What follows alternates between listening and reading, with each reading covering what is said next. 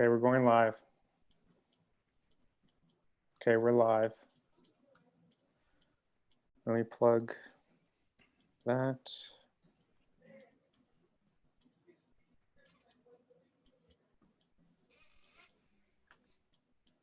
All right, there we go. And we're live. Yeah, I'm just plugging the link.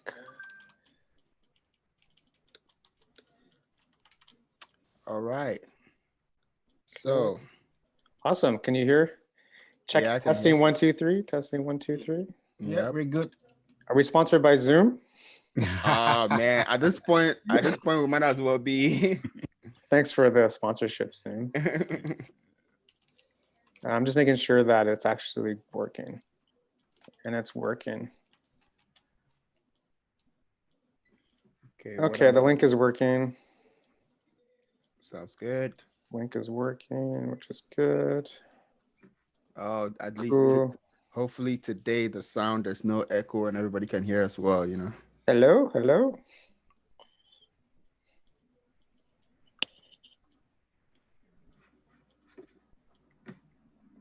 Do you guys want me to tag you in the Get Out Shoot Instagram story? Oh yeah. You guys tag, right? Tag like so. Just do that. Everybody can hear us well, you know. Oh, Brian's up. What's up, Brian? We're just doing an IG story. Brian actually should be on the show because he's really good. If you guys don't follow Brian, you should definitely follow him. That's some Mr. Brian James. Mr. Brian James. All right. I think I saw his story on. So good. Yeah. Send us his link afterwards, Paul. Yeah, I will. It's all good, Brian? You can hear us well? I don't know if you were on the video last week, but the sound wasn't too good. Cool. I'm just going to tag you guys.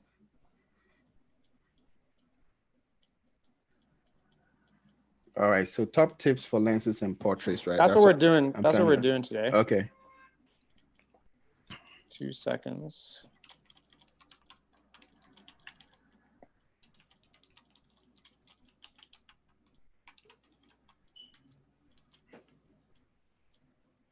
Okay. Should be good to go. All right. I finally just posted it on my page, so hopefully some of my people show up. I don't know. I think my mom's gonna come on soon, so which is fine.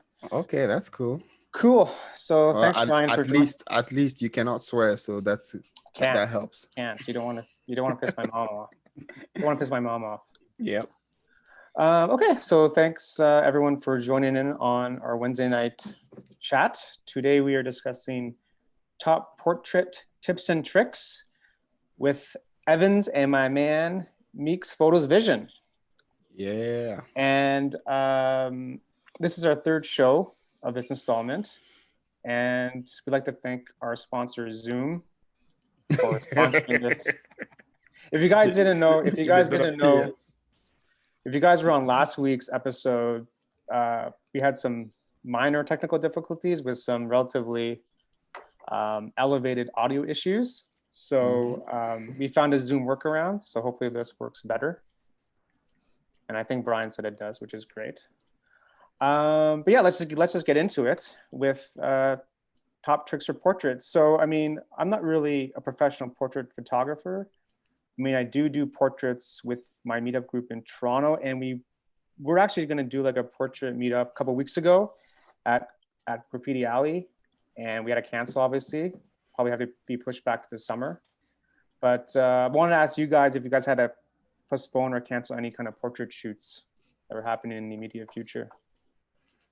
Oh yeah, it happens all the time. Well, for me, ever since I started charging a retainer fee, that has calmed down a lot because it's usually a non-refundable retainer fee. Okay. So let's say if the portrait shoot is a $200 shoot and I charge a non-retainable fee of $50 and you don't show up, you don't get your $50. So once I started doing that, it slowed down by a lot. Otherwise, people will wait to the last hour and then they'll be like, hey, you can't come. Yeah. You do definitely have to protect yourself, right? Yep. Make sure that people are serious about attending. Yep. What about yourself, Evans? Do you do something similar? No, I don't charge retainer fees per se. But fortunately, I haven't really had a lot of cancellations from people that have booked that don't end up showing up. I've been really fortunate that way. Haven't really had much of cancellations, I would say. Okay, which is good. Yeah, I mean, like I said, I'm not really a professional portrait photographer. I mean, what I use is, you know, a Nikon 1.8 prime, and I think that lens is maybe like $150. I'm not sure. What's your go-to gear for portrait? No, that lens is a good lens. You It's know, good. the It's sharp, man. the 50 prime on all Canon, Nikon, it's a good lens. So that doesn't, like, I've used that to shoot stuff that paid a lot and nobody knows what lens you're using. So Nobody knows. the price doesn't determine. One advice I always give people, that if you're looking for, especially for people getting started who are looking for their first brand new lenses to start portraits, I always tell them, go get a Nifty 50. It's cheap, and it gets the job done. It gives you a better quality than you can ever get with any of your kit lenses, right? So that 51.8 is a great first lens to get if you're looking to shoot portraits, just for the price and also the performance, right? Yeah, I really love that lens. It works so good for me. I could probably show you guys a couple examples that I have here. And so like whenever you're shooting portraits, what's your go-to? Like for example, if you're like in a park, what lens are you usually guys shooting with typically? Okay, before I answer that, I want to give a quick shout out to Anthony. He's watching us right now. He's a fellow photographer, and in Harrisburg? Actually, yes. He's in York, PA, so he's about 45 minutes south of Harrisburg. Nice. So yeah, we're actually working on a documentary together. So what's up, Anthony? About what? Yeah. All right. Now go-to lenses. So I have slowly so what happened is, for a long time I was shooting on the 85. I really like the 85 because I always like lots of bokeh, right? When you start, that's all you want. You want the blurry background. And you know, so then I discovered the 135 and I'm like, oh, the 135 is even better than the 85. But for the past year, I shoot most of my portraits wide. I like the 35 because with the 35, I feel like I can tell more of a story and sort of include the background and make it an environmental portrait. And it actually takes a little bit more skill to take good portraits with a 35 than you would need with an 85 or 135. So these days my go-to is a 35. 35, eh? Yeah. Cool, man. Yeah. For me, like you said, the 130, the 135, the 105. I've always leaned me towards the 105 the most. But you know, one thing that I've noticed is that most portrait shooters have themselves in this kind of clutch situation where bokeh has become maybe the standard for taking a better portrait. I've been trying to move away from that a little bit more these days, right? So even if when I pick up the 105, these days I try not to shoot wide open. I try to give a little bit more. It mostly depends on the environment, right? But I try to show more of the setting by not shooting wide open, but going maybe f4, f5.6 to give a little bit more. You still have that bokeh there, but you still want to show a little bit of the environment, right? To see what's around, right? I don't want to blow out everything into blurriness. I like it and I do it most of the time.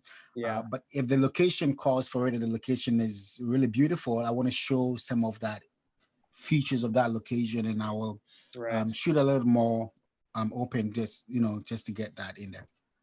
Okay. Yeah. But yeah, the 105 is my favorite lens. 105. Okay. I see Brian made a comment, and I really agree with that. The 85, the compression is really good, and that's why I say it's actually very easy to shoot with that. If you're using the 35 and you don't get the correct angle, you could get some really weird distortions, and those are not stuff you have to worry about when you're shooting with like the 85 or the 105. So Okay. yeah, just wanted to mention that. Okay, cool. All I have is the 50. And if you have the 105 or the 135, the only thing you have to bear in mind is that you don't get that connection with the person you're shooting, right? Because you got to back out a lot more. That's where the 85 sometimes works a lot better because you can be closer. Okay. Right? Depending on what you're trying to get. Yeah. One of the questions I get a lot in the group is people are just starting out and they want to do portraits and they're not sure, should they go DSLR or should they go mirrorless? Is there a difference? Like, does it matter? Yes, I'll say yes, it does matter. I think if you plan to do any form of video in addition to your photography, then mirrorless is a no-brainer because what you see is what you get. And the mirrorless cameras, even the Nikon has decent what is it? Focus tracking. Yeah. Yes. Right. Autofocus and full focus tracking. So the mirrorless, I mean, it's just, for me, it was just day and night. When I first switched to mirrorless, even my portraits improved. I like to do a lot of, like, I just coach the model. I'd be like, hey, you walk down this path and I'm just going to be here with my 135 and snap away. Right. I realized that the mirrorless, the focus sticks to the face and I'm able to get more good shots. So yeah, that's one huge advantage. Yeah. Yeah, personally, for anybody getting started in photography in 2020, I wouldn't say, or even trying to get a new body in 2020, I would not recommend a DSLR. You wouldn't. Right. Now, DSLRs were great for their time, but I think their time is up, right? Time is up. You got to move on to the new technology. Like I always say, gear is not everything, but gear is also important, right? Sure. Your skill is more important than the gear, but if you have the right gear and you have the skill, it makes it easier for you to get what you want, right? With the autofocus technology in the mirrorless cameras, as well as some of the capabilities and what you do, even right now, if you're not shooting video as a portrait guy, you still may at one point have to, because a lot of people right now require their photographers to be able to give them a little bit snippets of video here and there, right? And personally, that's how I started getting into video, because I had a lot of clients who will come in and then, even though I'm doing a wedding shoot for them, they also would request, oh, can I get a short video clips of this or that, right? So at the end of the day, if you're going to offer them that for free as kind of an incentive to get them to come in, right? You must as well build a little bit of price into your pricing to give them, let's say, a 3 minutes highlight or something of that sort, right? And so it's always good to have that ability with the mirrorless cameras, and then look at it from a standpoint that in the future, if you are gonna get into video, you already have what you need to get started in video. You're already set up for it. Yeah. I get that question a lot. I'm just starting out. What do I buy? It's like I have a camera phone. It takes okay photos, but you know. I'm just laughing at Brian's comment. He says 1.8 ugly background, 4.0 to 5.6 for a nice background. Exactly. Brian's good. He's good, man. Trust me. He's got some really good portrait photos. So this is a common thing that I run to, because again, like I'm not like, I typically don't plan my portraits. It's more like at meetups, and they're usually in the middle of the day, you know, harsh sunlight. How would you go about minimizing that harsh sunlight on your subject? If it's not planned, you're just out there, you see someone cool, can I take your portrait? How would you go about getting around that harsh sunlight? Well, just like you said, if it's not planned, because not planned, the best way is to just avoid it altogether. But the guy's really cool. The guy's wearing a cool hat, though. You need to take the photo. Oh, so you are talking about street photography. You're not trying to get a portrait. Say, because it happens to me all the time. Like I'm at a meetup, and there's either someone at the meetup or there's someone in the park that we're shooting, and I want to take their portrait, and it's like 12 noon, and the sun is just beating down. Like, how would you go about minimizing that harsh sunlight on that person? Okay, well, if you don't have any control, if you cannot tell the person to turn this way or do this, and it's just a person that's walking by and you're gonna snap it, the only advice I can give here is that make sure your highlights don't clip, because when your highlights clip, it's harder to bring data back from that. Yeah. So you should how do you call it? And underexpose, Underexpose. so that it's easier to bring out shadows, depending on the dynamic range of your camera. So just bear that in mind. And once you don't clip, you probably will be okay. It happens to me all the time. For me, what I would say is look around, see if you can find somewhere where there's shade, right? Yeah. So even though there may be harsh sunlight everywhere, you may find a little spot of shade where your subject will be fully in the shade. Or sometimes what I'll do is, if I can get a shady place where I can place the subject, then what I'll do is have it the subject backlit, right? So have their face towards away from the sun, have their back towards the sun, and then underexpose, right? So underexpose, expose with the background, and then underexpose the person, and then try to bring it back up in post. Okay. Yeah, I typically use exposure compensation for that also. Okay. Yes. Kind of does the same kind of principle. Yes, it's like something, sometimes it happens, like you didn't plan it, the person's there, it's like, oh, I gotta take your photo. But then there's the opportunity to get some business, right? That's right. Hey, by the way, if you're into portraits, we can actually set up a proper shoot. Yep. I was gonna go ahead and say, oh, if you want a family portrait session, we can set up something, that kind of stuff, right? And if I don't know if you guys have done this, but have you used a scrim? I've used a scrim, yeah. Okay. Yeah. Sometimes I use it by myself. I hold it up like this and I get close and I get the shot. So if they will stop and allow you to use the scrim, that's one thing you can do to get away with the harsh sunlight. Yeah, that's a good point. I keep looking on the screen back here and I see you guys talking. I'm like, no, that's the live. I just need to look at the camera. Yeah, I've been doing that too. I've been looking at the screen on the side. Yeah, it takes a while to get used to. You guys are looking good.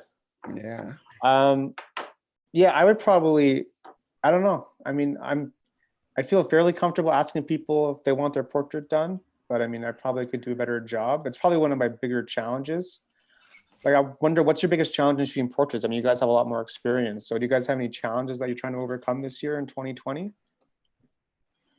For portrait? I just want it to be more on my terms, and I want to plan better for the portraits. And but yeah, like I don't have a problem asking, because the worst that they can say is no. And the worst thing they can say. They're not gonna punch you in the face.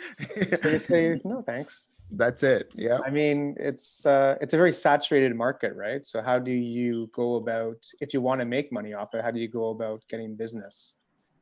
First of all, you need a portfolio, I would imagine, to show the people. I mean, that's you need a portfolio. But for me, I'll tell you what, my most of my jobs for portrait shoots have come from other events that I have hosted or been part of. Right. Yeah. If you remember, Paul, in the summer I did last summer I did a couple of beauty shows with the what do you call it? The fashion shows, right? Yeah. So okay.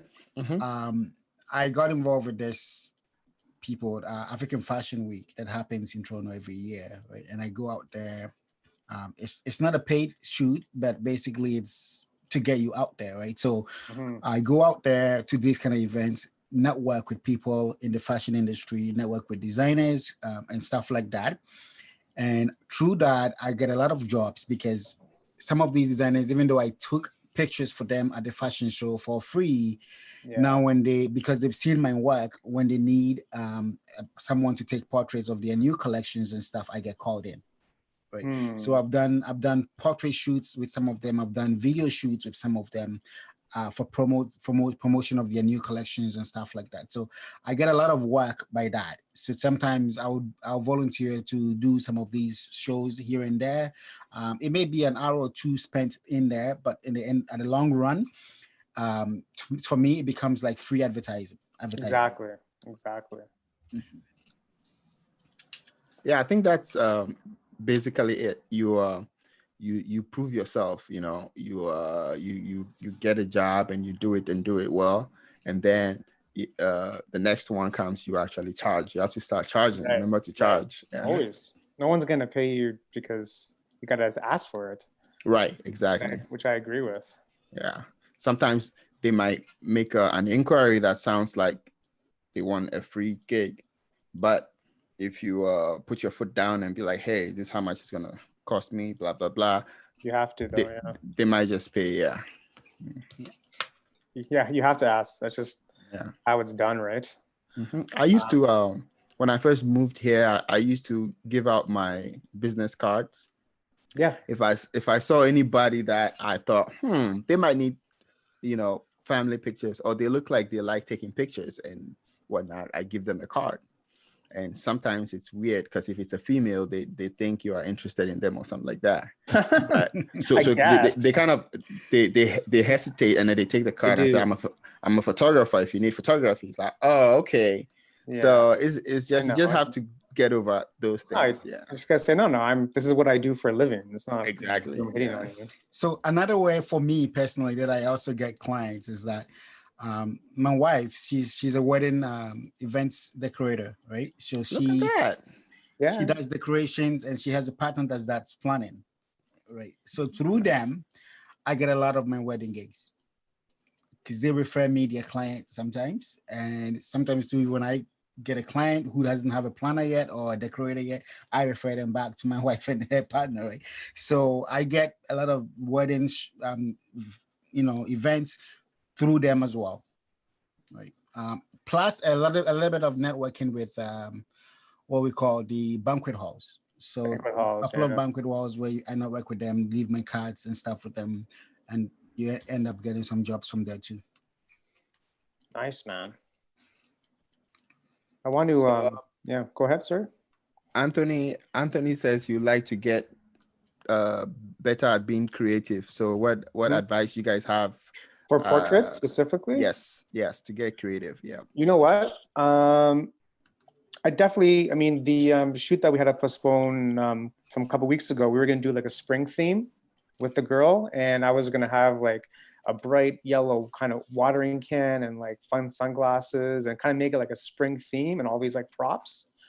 So you don't have to spend a lot of money. You can just go to like the dollar store and get some really fun props to make like a portrait shoot really fun. And I just think of a theme. Like, what are you trying to show? Like, what's the person's story? Like, what are you trying to say? I think is a good way to start. What does the person want to say in the photo? Right? It still apply if you're shooting. Yep, go ahead. My boss is on here, Samuel Adrian. Yeah, he used to teach me computer programming back in the day. Really? And he actually gave me some tips when I was trying to connect my DSLR. So hey, thanks, Samuel. Thanks. Just come on the show next time and be like a retro. we need to have you on here. Be like a retro episode. Yeah, I'll talk to him. Yeah. Yeah, I don't know, going back to the question, like probably think of a theme. I think it makes a lot of fun because you can really push your creativity a lot when you try to think of things that you can add to the scene. I don't know if you guys have any other ideas to it, but that's what I like to do. Yeah, I also think that practice, right? And practice. And the one thing I did initially when I first started is I use my wife a lot, so for practice, right? So and my kids, so I can be home in the afternoon and I'm bored and I don't know what to do, but I have an idea in my head of a portrait that I may want to create in a future date. Then what I'll do is I probably will. It takes me a while, but I'll convert my whole living room into a studio. Nice. Right. Man. Set it up the way I want, practice it, see if I can get the shots I want. If I fail, I fail, but it's a good try. It gives me something to learn from for the next time I try that same thing again. Right. Yeah. You want to practice, you want to see and also learn light, right? So you want to be able to see the light and also learn how the light is working out for you. And there's no better way to do that than to practice and practice. So if you have an idea in your head and you think that, I can do this, put it to work, practice it. Even if it's just you putting up a teddy bear and photographing that teddy bear, right? Practice it. Good point. So you get to know that this is what I can do. You know, because one thing I've always say is that know the abilities of your gear and the limits of your gear. Right. And once you know that limit of your gear and you also know how to put certain things to use, then you can figure out that, okay, these are the limitations of my gear. This is what I need to add to that gear to make this shoot work the way I want, right? So being creative is all about practicing and also not being afraid to try new stuff. Yeah. Don't never be afraid to try something new. True, man. Even if it fails, but try it. Nice. Yeah. All right. So we have a question. Samuel is asking if, what would be a good entry camera for someone who's just getting into photography? In general, portrait? Yeah, I think he's gonna get a mixed couple of answers, general, right? Because there was a Canon shooter, there's a Lumix DR5, DR5, pick it up. Shooter. So Samuel, it depends. And then at the end of the day, when you pick one brand, you just it's smarter to just stick with that because every lens works with it and it's just cost effective. You're not jumping around. So I am a Nikon shooter. It's just because I started with that. And if you are going to do a lot of video, I wouldn't advise you to start with a Nikon. So if you have video in mind, in fact, my Nikon people are going to hate me for this, but a good budget camera for video will be the Canon M50, like for YouTube stuff and live streaming and stuff like that. It does all of that for like about $600, I think, right? And it's cheap, man. Yeah. So I'll go against the M50 for one reason. Okay. All right. Go ahead. The only reason why I go against the M50 is the fact that if you get an M50, you're stuck. There's no room for progression because that M50 mount, in terms of the lens options, you're going to end up probably having to adapt the EF lenses to that M50. Right, but there's an adapter to adapt all the EF lenses. Right? There is, but for somebody who is getting started, you're probably going to end up with a lot of M50 kit lenses, right? Instead of the M50, I'll probably recommend maybe going with the LP for a full frame, or even one of the other DSLRs. In this case, I'll go for DSLR because you're going to invest in the EF lenses instead of the M series lenses, which you have no progression of to go into full frame, right? Right. Well, okay. So I know Samuel, he is probably going to use it a lot more for live streaming. He does live stream. He does live streaming 3 times a week. So he's for live streaming, yes. For live streaming, that's a perfect one. Or you could also look at the A6400 if you have A6400 because it has a flip up screen too. So that's But you know what? I will agree with you on this one. Comparing the M50 and the A6400 has a better upward this thing. So, but how much is the A6400 though?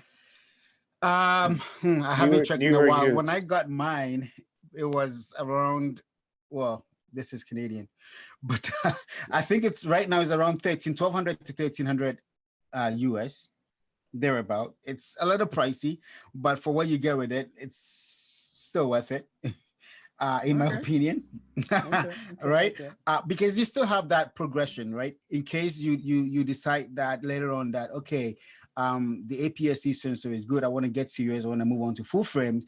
Your lenses that you purchase for the A6400 can easily transition onto like an A7 III or something in the full frame route. That's the only thing I have against the M50 series, because when you buy that system and you invest in an M series lens, you don't have a progression to be able to use that M series lens in a full frame going up. Yeah, that makes sense. Yeah, that makes sense. Yeah. Counter argument. Oh yeah. It's, I mean, like I started, it's like when we get into the Nikon world, I can go in and in and in. But now the only good Nikon cameras for streaming, like the one I'm using right now, the Nikon Z6, is like $2,000, and you don't want someone who's just starting out to buy an expensive camera like that. So, Canon people can talk Canon. It's the fanboys, right? All about it. I know. I'm not a fanboy. I shoot whatever works for me, right? Yeah, whatever works. I started off on Canon, but after a while I realized that I've outgrown Canon, and for me to progress, there was nothing else within my price range, my budget, that will help me to grow, right? So I needed something that will work, because I was shooting the 7D Mark II. My next logical progression would have been to do maybe the 6D or to go up to the 5D Mark IV. But the price difference to go to the 5D Mark IV was a lot for me. And I wasn't too invested in Canon lenses at that time. I only had maybe 6 lenses, which were not that bad, but it was still hard to switch. But I had to make the switch to Sony because I realized at that point that Sony offers me a lot more in terms of the video capabilities as well that I get added onto the portrait side, right? So I had to make that hard decision to switch, but it was worth it for me. Oh yeah, about Sony, I was this close to switching to Sony, this close. And then they announced the Nikon Z6 that it was going to be mirrorless. It was going to do all this, because I started doing video with my my old Nikon D750, and it couldn't focus for its life. So I was manual focusing, or sometimes I'll go to live view and I'll have to press the thing. It was very jerky and stuff. So I was going for the A7 III, but then I knew that would be a very expensive move because of the lenses and stuff. And at this point, I have quite a few decent Nikon glass. And I mean, when I say glass, I mean Nikon lenses. So once they announced the Z6, I'm like, okay, I'm gonna have to wait for that. So I waited for that, and now I'm stuck with Canon. Even though every now and then Sony, I just look at it a little bit and then look back to to my cameras. Yeah. I'm not switching. No. Yeah. No, I think that's a good point with the gear. If someone's just starting out, you should master what you have first. And then if you actually need the gear to actually improve your work, that's when you should start to look at buying new gear. It's always a question of, do I want it or do I need it? Yep. I mean, I always ask that. I mean, that's a big difference. Do you want it or do you need it? So that's a good question to ask. You know, like there's a difference there, right? So if people are curious about if they should buy, what they should buy, first, like look at what you have first and then see, do you need it? I have a question for you guys. Yeah. Have you guys bought anything that you didn't need, like any camera equipment that you realized you didn't need after all? I a lot. pretty sure a couple of things. Pretty sure. Not really lenses, but just like accessories, tripods that I've never really used, just stuff that the person at the shop is trying to sell me because he makes commission off. So he's like bundling all this stuff in. I don't know, like lenses, I'm pretty careful about making sure it's what I need because it's a lot of money, right? Like you need to make sure that it's an investment for whatever it is you're trying to do.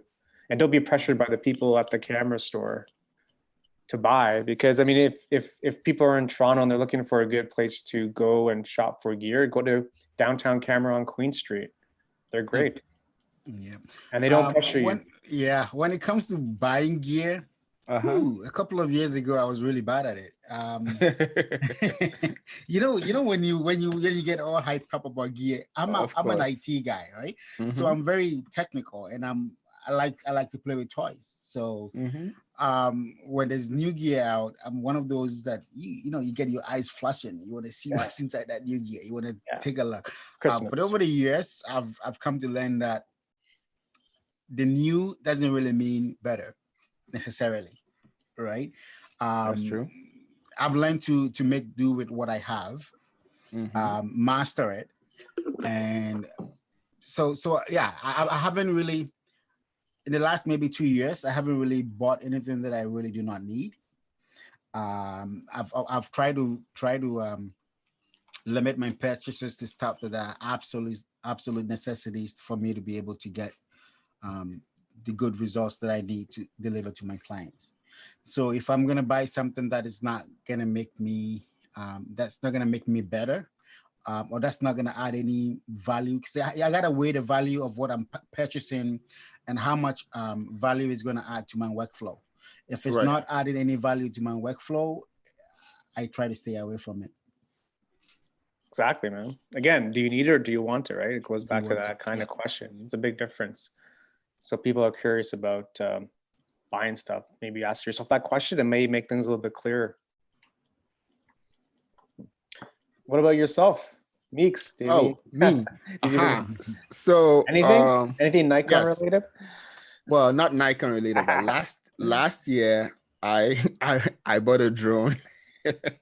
So, you bought it. so here I was thinking I was gonna start making cool videos, flying all around, and I'm like, instead of buying a really good drone, let me buy a semi-good drone, learn how to fly, then purchase a good drone. So I bought one that was pretty strong. It could carry a GoPro. So I bought a GoPro too with that same purchase. Nice. I got an older one, Hero 4, and I strapped it on there. And then I took off flying. I went to the public park and I was flying. And the second day I took it out, I realized that it couldn't fight the wind very well, and I didn't have a lot of control over the drone. So I was a little scared. I'm like, I cannot use this for any event or anything. Well, that same day the cops chased me. No, they did, eh? You don't have a license, right? Apparently, yeah. Well, even if you have a license to fly the drone in a public park in the US, you have to have that public park specific license. And those people work, they work for the park, and they haven't had any applicants in the past week, so they know I don't have a license. So it chased me. Fortunately, I was able to fly, and I landed it on top of my car, and I ran around the other side to get in my car. So they're like, don't fly here again. If we see it again, that's it. So my friend came to borrow it one time, and he used it to make a real estate video. And that's the only thing that drone has ever done. That's it. I haven't used it since then. It's been a whole year now. It's just sitting there, and I haven't been motivated to pick it up. Or you gotta get I think I should have just waited till I had the money to buy a good one that was ready to go and could fight the wind and all that, and then get all the license needed. Yeah. I don't know about Canada, but the regulations here are just getting worse. It's the same here. It's tough. I mean, DJI made the Mini to go around those rules a little bit. Right. 249 grams, right? 1 gram short of the law making it that you need to have a license. Basically, you have to become a pilot. So, but did you see Potato Jet made a video on that, and the wind took it at some point? I'm like, it gave me really bad flashbacks. Yeah, I know. You gotta be careful, right? I mean, the Mini is only like what, $500, $400. It's not terribly expensive. Since the first day that Mini came out, I've been thinking about getting it. But like I said, I've been wearing it. Do I really need it? Yeah, exactly. Do you need it, or do you want? It's a fun and every time I think about it, I just give up. You want it? Is it gonna make your portraits better with the drone? Yeah. Like, I can hardly see you, but you look great. I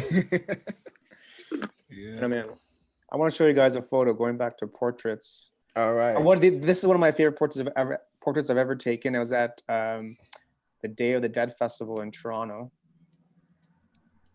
like in 2018. I hope this works. You guys see that?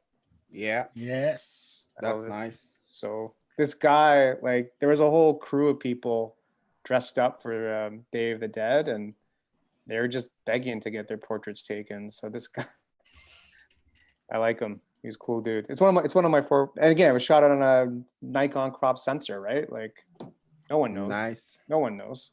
You have a Nikon crop sensor, Paul? I have a Nikon crop sensor, man. Never seen you shoot that. Because I only shoot video. It's in my bag. Hold on. Which Nikon crop sensor do you have? The D5300. You have the D5300? Yeah. My first camera was the D5200. Yeah. And I have taken some cool images with that camera. Yeah. It's cool, man. It works. I mean, it works. It works. Wait, does the 5300 also have a flip out screen? Yes. Okay, yeah, because the 5200 has a flip out screen, and that's the one thing I really like about it. Yeah, like what I'm saying, like, people don't know that this was shot on a crop sensor, and again, it's really about how you use the photo, how you use the scene, how you use the background of this person to create that contrast against what he's wearing. It's paying attention to like the details, right? Mm-hmm. Yep. It all comes down to what I was saying earlier on, that somebody posted a comment about your photo. Sorry. Thanks, buddy. Yeah, appreciate that. it's all about knowing the gear you have in your hand and what limitations and how to work with it. Yeah, it's Yep, it just kind of, you want to create the image in your mind first. I think we all have the image in our mind, and what comes out after doesn't necessarily match the vision. So how do you kind of not get discouraged, right? Like, you just got to keep shooting. You just got to keep going at it. Because if it was easy, everyone would be doing portrait photography. Yeah. Everyone would be shooting weddings. Everyone would be having their own studio and what have you. Trying to show. Does that take us to the next question? It's like, if you had your way, what would you like to shoot the most? Portraits, weddings, whatnot? I don't know about. I would love to shoot. You know what? The thing with portraits for me is that I like getting moments, and I like getting unscripted moments. You know, there's a difference when you have someone in studio and they're modeling for you and they're posing for you. It's not necessarily natural, because whenever someone tells you act natural, they never act natural. It's just a human. Nope.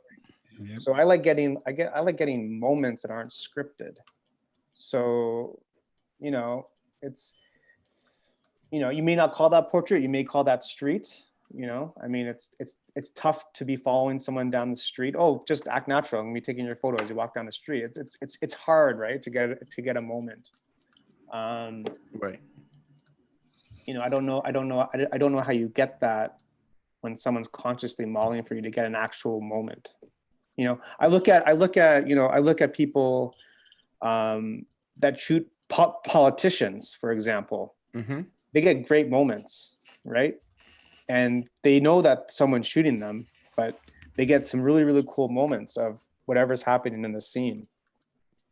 That for me would be very cool, to be shooting like a politician. I think that's interesting because it tells a story too, right? Whatever is, even like now, like what's happening in the world now, people are shooting Trudeau or whatever. They're gonna, if you follow, I don't know, Evans, if you follow the guy that shoots Trudeau, Adam Scotty, but he has some really cool photos, man. Really cool photos. I'm not, but I'll look at him. I'll look him up after. Awesome photos, man. And like, he's like, whenever Trudeau's on the news, you see the photographer Scotty right beside him shooting. Yeah, he gets some really cool moments. I mean, I don't know for you guys, if you like getting the scripted moments, you like getting unscripted moments. I mean, there's a difference. Well, I mean, what you spoke about, it's like I like, for example, if I have a wedding and I have a second shooter who shoots like you just narrated, I like that, because for weddings, the candid moments are actually some of the most treasured moments. Yeah. You know, it'll never happen again. Exactly. You get the whole story of kiss, how people were acting and all that. Yeah. Not even the kisses. It's like at the reception when people are just interacting. Yeah. And that's cool. You're far away, just, sniping, different conversations out. It tells the bride and groom a deeper story than the, hey, pose here, do this, and get the pic. So, yeah. Yeah. But like, I like getting the moments for sure. Right. But at the same time, I have watched some great photographers pose people, and they call this flow posing. So it's like you are in a pose. They don't change everything on the pose. They don't change your feet. Right. They don't change your hand. They change something as little as the chin movement or something. And they ask you to do that a few times, and they ask you to just place your hand. And sometimes people just fall into this natural poses, which they come up with themselves just with a little bit of a guidance. And some of those pictures are also very, very nice. So I do like portraiture, like, not just candid stuff. Right. But at the same time, the candid pictures, when I need to get them, I get them for what I need to, for like weddings and events and stuff. So yeah.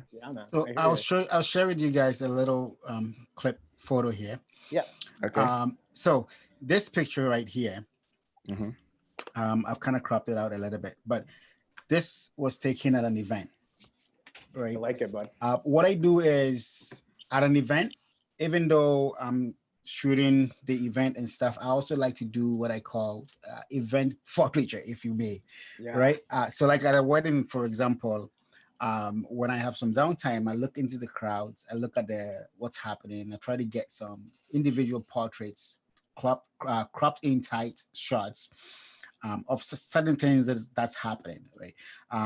And I do that because sometimes when people are actually not being like, when the people in their natural environment, they're doing their own thing and they're not looking, you tend to get good expressions from them that way. But like I said, I also like the studio stuff, right? So there's certain stuff that I will shoot in a studio environment because I also like the studio environment. But I will mostly just go. I love that photo. I love this photo. Yeah. Man. So this one is a studio shoot. Oh yeah, with using what do you call it? It's a projection. So basically, you're just projecting from a projector onto the model's body, and it's hitting the background, right? And basically, you have a black background on one side, and you have the projector screen on the other side. So depending on what angle you shoot at, you either get a pure black or you get the colors on the projection, right? So I like both options. I will use the studio shoots if I have to, or when I need to, or if I have a client that is looking at building, let's say, a modeling portfolio or something of that sort. Then yeah, I will light it up, I will set it up, and I will shoot. At the same time, if I'm doing an event, I also look through the crowds at some point and see what are some of the key moments during that event, and I will shoot that as well. In a portrait style, not. I try to, sometimes I'll do that environmental thing, show a lot more of the scene and stuff like that. But most of the time too, I like to go into that event, look at the people, crop in a little bit tighter. Yeah. I like just to get something out like this one here, right? So an event shoot, but it looks more like a portrait shot, stage and shot. But all I'm doing here, I'm not even lighting, I'm just using one on-camera flash that is bouncing behind me and putting some fill in front of her, right? So that's basically what I do most of the time. It's great, man. I love what you did on the first photo with the crop pictures. I like what you did with the first photo with the crop, and I think it makes it so much more interesting. Yeah. When you get that kind of like that cropped in effect with that person. Oh man. So good. I found a photo. We were just talking about like the hand on the chin kind of. Let me just see if I can do this real quick. I don't want to do that.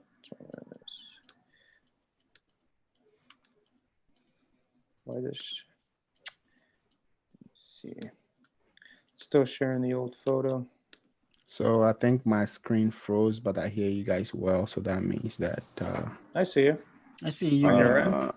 Let me see if it's back. You guys are back on. Oh yeah, you guys are back on. I don't know why it's still sharing the old photo. Okay, so I'm gonna share a picture real quick here. It's like I'll just share straight from my website. Let me see, because this one might do. Let's see. Okay, do you guys see the picture? Yep. Love it. Okay. Nice. Love it. So this is one of the pictures that the couple ended up picking that I shoot and enlarge for them. But here's the story behind this thing. It wasn't planned at all.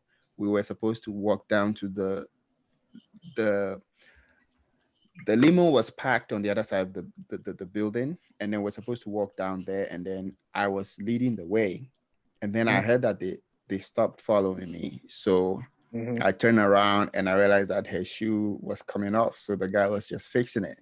So I just went down on the floor. I had a Tokina 100 2.8 lens at the time. And it was on my Nikon D750. Yep. So I just placed it on the ground and I pointed it towards them and I focused and then got a few clicks in and they really loved it. It's great, man. I really think the details, when you go in tight on a detail, this is a moment, right? Yep. It's what we're talking about for moments. I mean, this is. And the interesting thing is, this thing has actually happened again in another wedding that I shot. And this time when it was happening, I knew right away to get the shot, Yeah. So sometimes it just prepares you. All right, I'm gonna stop sharing this. Yeah, I think it's a lesson because sometimes you don't have to get the whole scene. Sometimes you just need to focus in on a specific, specific moment.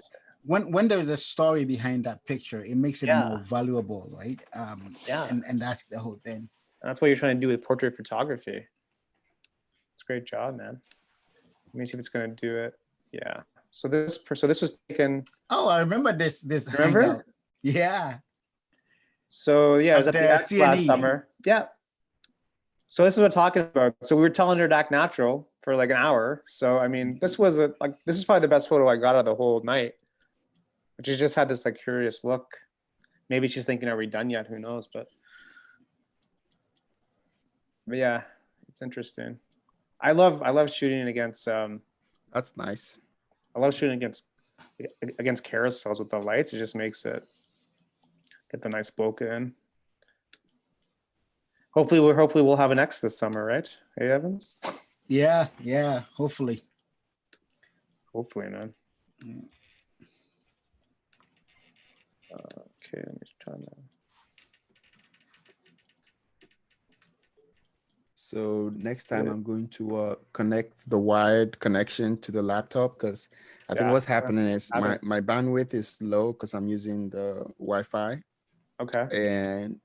And every time you guys share something, everything freezes. So I don't see the picture until it streams on the YouTube before I see no, it. You're going through time. Yeah.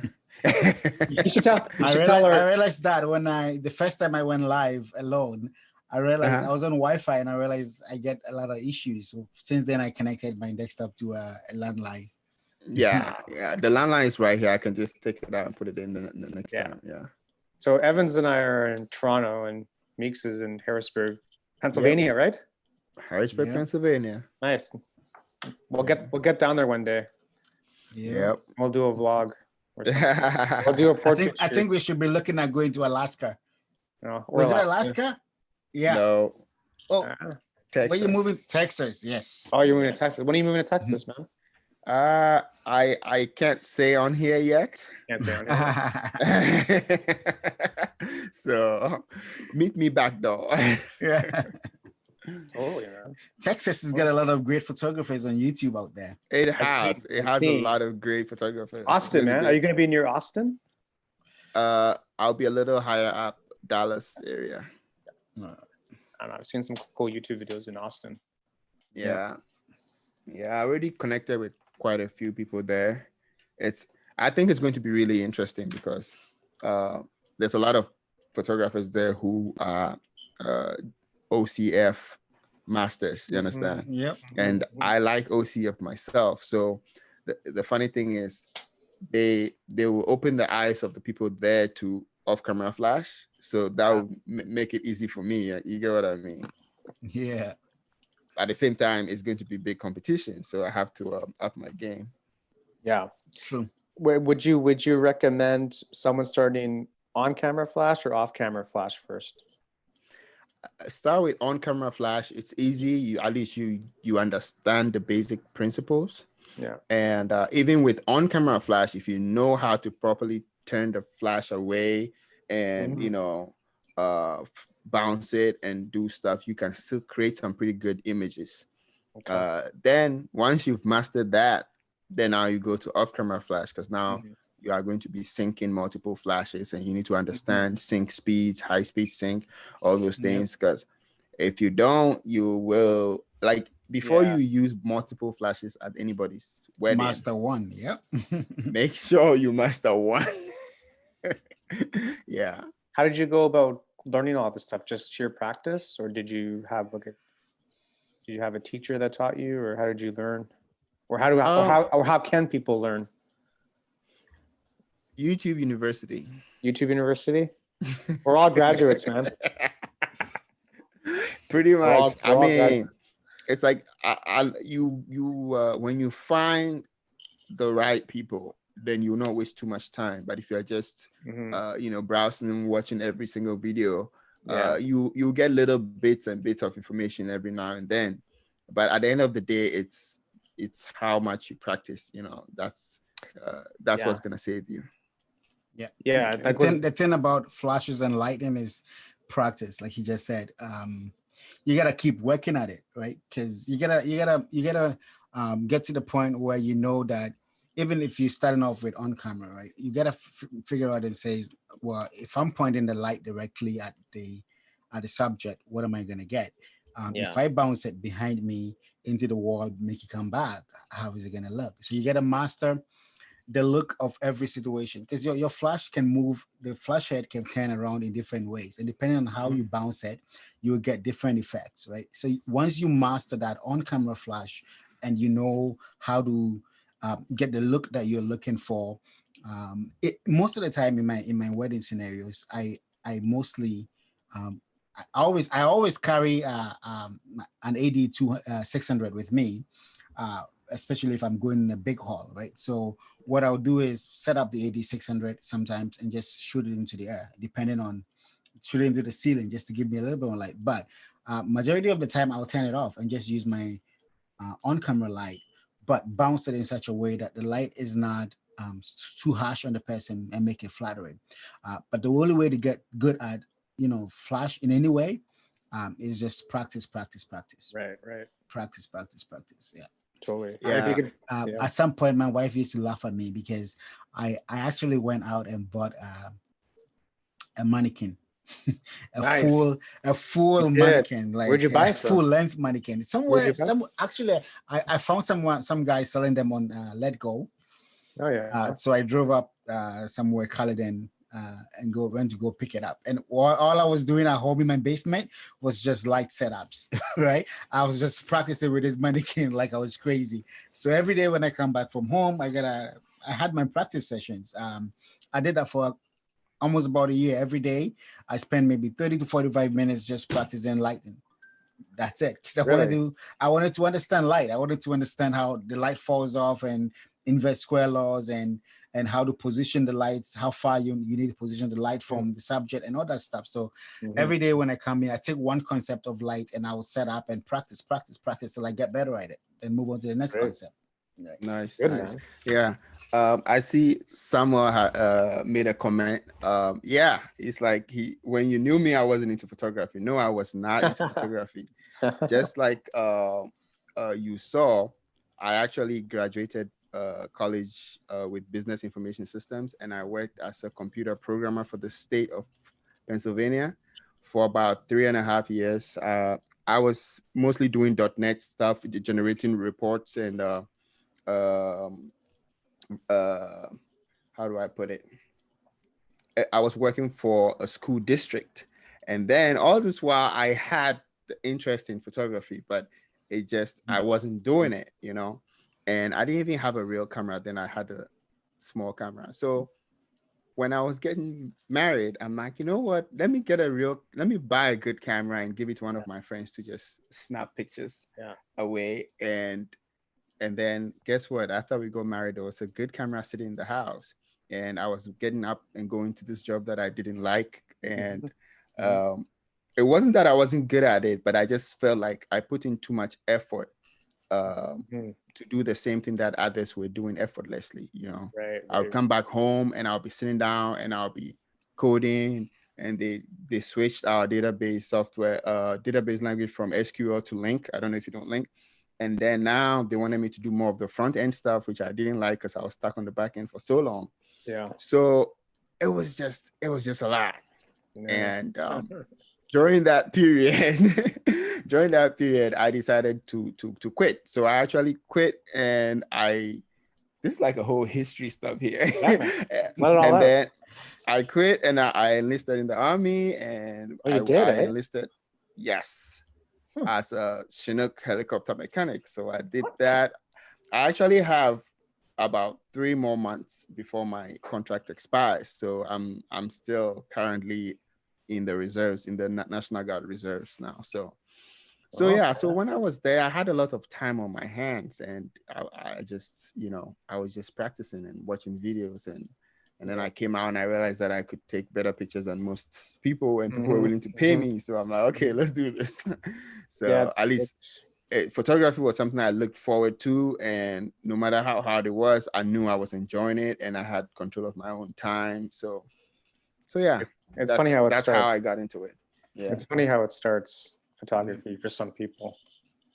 I didn't start shooting in like until like 2013, really. And not seriously until I joined Get Out Shoot, which is 2017. So it's only really been 3 years. Yeah. So it's funny, right? Like, I don't know, it is what it is. That's how it happens. That's how it happens for some people. Yeah, I didn't start shooting until what, maybe 2013, 2013, 14. That's when I just started shooting. Then I started shooting weddings in 2014. Yeah, late summer 2014. I shot my first wedding. Yeah, and then you got the bug, I guess, eh? Yeah. Yeah. Hey, I have a question for you. How was your first wedding? Oh, so like I said, my first wedding was good. It was actually really good because my first wedding, I was second shooting. Because I had this friend who's been doing it for years, and he took me under his wings when I first started, right? So when I first bought my camera, I was just practicing, learning stuff on YouTube and stuff. Then I reached out to this guy. He was my friend, but he also did my wedding, right? And I reached out to him and he said, oh, yeah, come work with me. So I went to do the first wedding with him as a second shooter. I didn't really take any good pictures that first wedding, but it was okay because he was doing his thing and I was just shadowing him and taking some few shots here and there, right?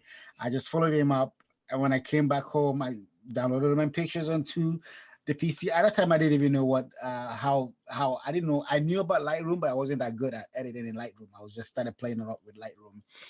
I exported those pictures, sent it out to him, get his feedback, right? And then he would say, oh, in this picture, you could have done this, you could have done this is underexposed, this is overexposed, blah, blah, blah, blah. This one, you could have framed it a little better. So I learned a lot from him through that process. We did maybe 2 or 3 stuff like that, just learning off from him here and there, to the point he says, okay, now you're doing really good. You can shoot a wedding, right? On your own. Nice. So, so it was a good thing for me that I had somebody to mentor me in that way. That's a much better way of doing your first wedding, you know. Yep. Yeah, not all the pressure, right? Yeah, I was just shooting, and then when someone in the church saw me with a camera, they're like, "Hey, my wedding is next week. Can you shoot it?" Yeah. I said, exactly. No, I can't. They said, you just come and take whatever. We'll take it. Yeah. Yeah, that's so exactly. And that's the thing with like portrait, you don't have to really wait. I mean, just because you're not getting paid, you can do portraits at your grandmother's birthday party. Yeah. It's no pressure, and you just practice, right? Even going to a wedding, just because you're not working, it doesn't mean you can't shoot it. Just bring your camera for fun. Right. You don't have to wait for the opportunity. You just have to make sure you stay out of the way of the main photographer. Pros. Yeah. Yep. But I mean, there's lots of ways to practice too. Mm-hmm. Right. So Simsalom, have you ever had work with a videographer that's always in your way? Yes. and how do you deal with them? I'm sorry to say I have been that videographer myself. True. But it's like these days it's much better because you have a conversation with the videographer before the ceremony begins, before the reception begins, and that solves the problem. It's like, hey, this is how it's going to roll. Usually the videographers have a little bit more flexibility. So it's like, if they're walking down the aisle and you're going to be this way, I want to be this way. So we already determine which side each person is going to be on. Right.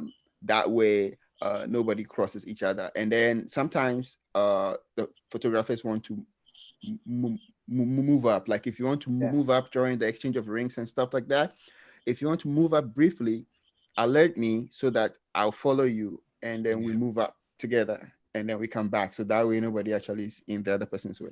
But I've met videographers who, you tell them all this, they'll be looking at you and they'll be like, whatever. And then they're all over the place. And it's like, why are you filming the first dance with a 16 millimeter lens and you're like so close to them? And it's hard to get any pictures without you in them, So I've had a couple of those, man, where no matter what you say, they want to do their thing. Like they're shooting a wedding with like maybe, like you said, like a 16 millimeter or 20 millimeter. They're so close to the couple on the dance floor, and there's no way around them. Yeah. Organize is key for a wedding. Yeah. If you plan it, if you just tell them that, hey, you can go in, but don't stay too long. Go in, get your shot, and then step right back out, and it just works, Yeah. Fortunately for me, for most of the time, I work with people that I know already, right? So when I know the people I'm working with already, for me it becomes a lot more easier because we all know what we are doing and everybody is in their right spots at right times. When you get to go meet people who especially beginners, right? Beginners are the worst troublemakers. Oh yeah, when you meet them out there, it's like they are not thinking about other people. They are just thinking about them getting the shot, and that's just one side of the story. I was fortunate enough to have a dedicated video guy last year, and he's already good, and he's learning a lot of stuff by himself. So last year we did with him. We did about 10 weddings with him. So that was easy. We could communicate easily. But then, of course, there were a few weddings where I did photography only, and there was a different video guy, and it wasn't always pleasant. So, this year he's starting his own video company. So I'm excited for him. He got 2 EOS Rs, lots of lights, and lots of mics and equipment. So that's good. Yeah, it'd be a lot of fun. Now call him to do the video, and then I'll just stick to photography if he decides to do it. Yeah, exactly, man. Do you guys prefer black and white or color for portraits? It depends. It depends. It depends. See, one thing I've learned about black and white is that black and white leaves a lot more to the story. It leaves the story to a lot of different interpretations. But color just presents you, oh, this is what it was. She was wearing a black dress. This is how the atmosphere was. But black and white, you try to kind of make all those up. Right. And sometimes it just makes the image a little bit more interesting. It makes people stare at the image a little bit longer. But at the same time, I don't know if you guys are guilty of stuff, but I'm guilty of sometimes when I overexpose some stuff, I just turn them to black and white. All the time. So, exactly what I was going to say. So you shouldn't do that. Why are all my photos black and white? For black and white. So when I'm shooting a portrait, and I sometimes I know right away this is going to be black and white. And that's, for example, remember at the beginning, we're talking about the scenario where you have harsh light and you are outdoors, you have harsh light, you don't know what to do, right? For me, most of the time, if the light is really harsh, I prefer black and white. Because for some reason, harsh light tends to look better in black and white. Looks good. Yeah. So when I have harsh light, really harsh light, and I want to make it kind of look a little bit more nicer, converting that harsh light images to black and white actually looks better for me most of the time. And sometimes too, underexposed images also turns out to be good in black and white if you end up bringing the exposure way up in post, right? And there's a lot of grain. I see that grain in black and white tends to have some emotional feeling to it. For me, it just brings out. I think it's a nostalgic feeling. You know, the film I used to those old school. Yes, the film exactly. Yeah, man. Touching. Cool, guys. It's 29. I don't know if you guys have anything else to add. Should we go to final thoughts? Lightning round. Yeah. Wait, what is 29? The time? What time is it? It's 29. We've been going for an hour and 10 minutes. We're just getting started, man. This is gonna be a 24-hour marathon. We're gonna take calls soon. Welcome to the S.E.P show. Wait, how many people do we have right now? watching? 9. We have 9. That's good. That's good. Thanks everyone for joining the chat. I think the plan is to do this every Wednesday till the end of time, or until Evans gets really fed up with me for. But I think we're gonna name the show S.E.P, the S.E.P show. I think that's a tentative title. That's kind of catchy, I guess, for our initials. And my final thought is I think going back to if people are wanting to know what gear to buy for portrait, definitely master what you have. Even if it's just a camera phone, master it, and then move up to either a used DSLR, mirrorless. Try not to buy brand new. If you're just starting, go use and just see if you just like doing it. And then from there, you can just build up your gear. And it goes back to the question of, do you need it or do you want it? So, because you can get really sucked into like the money pit with photography, and you may get discouraged, and then you may resent spending all that money. So keep your costs down, master what you have, and have fun, and then just build from there. And try to meet like-minded people that share your similar style. That way you can learn from each other, and then that just kind of goes from there. So it doesn't happen overnight. It takes time, but you know, like all good things take time, right? So that's my closing argument. Yeah, I should be a lawyer. Yeah. For me, what I would say is similar, right? When you're getting started, try to minimize the amount of investments you put. Like what I would say, it's if you can find a used camera to start off, find it. In the sense that at that point, you really don't know your style. You don't have no style. You don't really know if you're going to be into it for the long haul. So spending too much money right at the beginning maybe become not a good, for me, not a good way to start. I would say find something used. Get to the point, even if it's just the kit length, master that kit length till you get to the point where you feel like, yes, now I want to take this to the next level. Then decide, because once you start buying into this one system, it becomes harder to switch. So when you start off with, let's say, a used Canon, get used to it. Understand the basics of photography. Understand how your camera works. Understand how lighting works. Learn to see light, right? I'm not saying learn flash right away, but I'm saying learn to see light. It could be just a natural light, but you got to learn to see that natural light in a way, right, that makes sense and that can capture good images. But once you get to that point, then you can decide whether this is the system for me, or I want to move on to a better system, right? When you are now moving to the next stage. And at that point, then you start looking at a system that you think you're going to be invested in for the long run.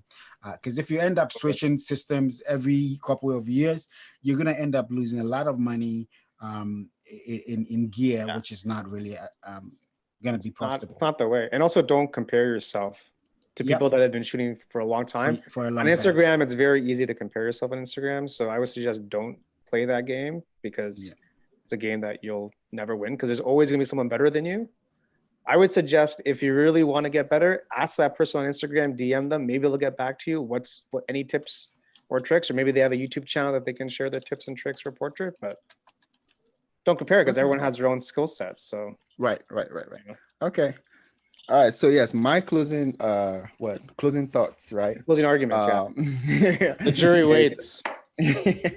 I'm going to start off with just what you said. Don't compare yourself. That's very important, because if you're comparing yourself to somebody who has been practicing something for so long and they have developed, a workflow that gets them the same result every time, you might be so discouraged that you might just quit. So don't compare yourself in that respect. But at the same time, find the more successful photographers in your area, not just the pictures that you like, because here's one thing I know for a fact: if you just start out, even people who have shot for a while, I still believe that I haven't fully developed a good eye yet. You know why? Because I look back at my pictures from 3 years ago. The time I took them, I thought those pictures were the bomb, right? Exactly. And then I'm like, what was I thinking? And then at that time, I wasn't comparing my pictures to people that I should have been comparing to. Then I probably would have seen the difference. But at that time, I thought it was the best picture ever. And always, man. as you grow, you realize that this is wrong. The shadows are too harsh. This is the background is messed up. So it's good to just take it one step at a time. Start with the lenses. Understand your lenses and how they affect the pictures. And just like Evans mentioned, now understand light. When you understand light, it's just makes everything so much easier.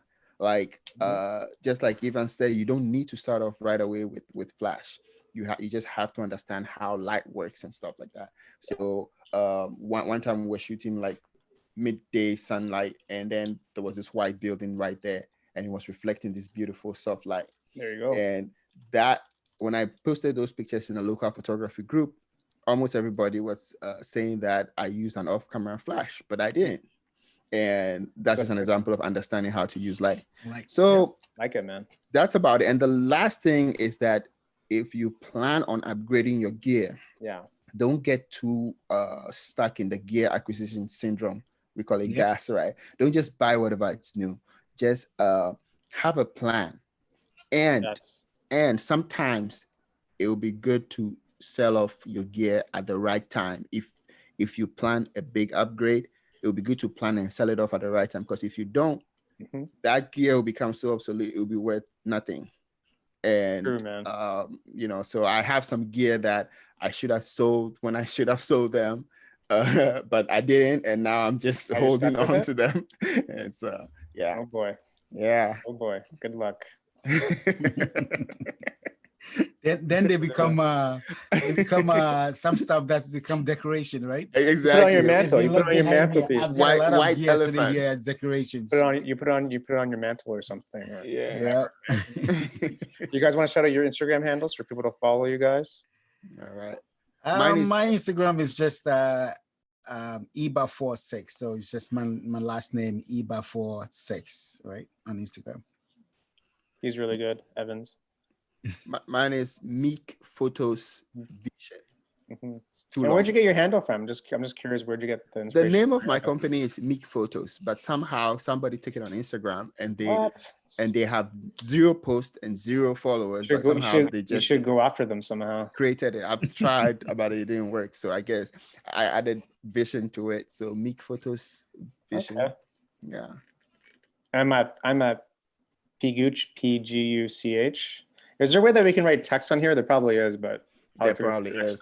Next time, we just put in like a document, and then you just share the screen next time. I think so. And then wait, can you add the description to the live video next time? Yeah, probably you should, so that people who come on can just go and click. Yeah. It's a process, guys. I mean, last week audio. This week, at least it worked. Yeah. Because big shout out to Salorm who found out this hack, right? I think it was you that sent the video about the Zoom hack thing. Yep. But we all put it together. So we all put it together, so it works out fine. And so next Wednesday, another topic. I don't know if our audience has. I mean, it'd be good to get feedback from audience on topics that they want us to cover. Right. I don't know. As Samuel, are you still around? Do you have a suggestion for a topic we should? Yeah, if there's someone in the chat that has a quick thing that we can cover for next week, we can look at doing that.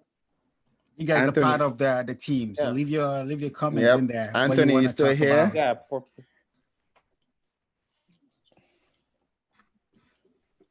They can still put the comments in after we end the live stream. No. They can put a comment. They can't put in the chat, but they can't put in the chat, but they can put a comment. Yeah. Okay. So maybe we do it that way. Maybe we can do it that way. Yeah, I guess we should. So if you guys have ideas for next week, next Wednesday at 7:30, if you guys have a topic that you want us to cover, put it as a comment, and then we can look at it, and then we can look at doing this much more professional show again. Yeah. All right. So Paul, don't end the Zoom session right after. I want to tell you guys something before. Yeah. All right. Okay. I think that's it. Thanks so much. Right. Thank you guys. Have a great rest of the week, and we will see you next Wednesday. Peace.